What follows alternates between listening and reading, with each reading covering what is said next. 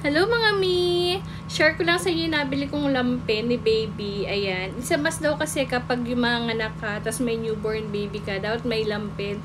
So, nag-order na ako. Natutuwa ako sa quality niya kasi super lambot ng tela. As in, pure cotton talaga siya. As in, super lambot. Ang ganda-ganda. Napaka-gentle nito para kay baby. So, saktong-sakto talaga to para sa mga newborn. Ang ganda-ganda ng tela niya. Tsaka ano to, madami na rin siya, 12 pieces na in-order ko. Yung size ko nga pala na pinili ko ay 3XL para malaki na siya kasi kailangan daw malaki. So, ayan. Ito in-order ko. As in, hindi ako nagsisi sa quality kasi super ganda tsaka super lambot nito sa balat. As in, yan, pang baby talaga siya. Tapos may tahina din siya dito guys, so, sa gilid. So, ayan. May magagamit na si baby ko.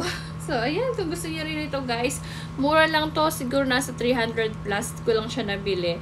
12 pieces na. Check out na din kayo mga mommy. Bye!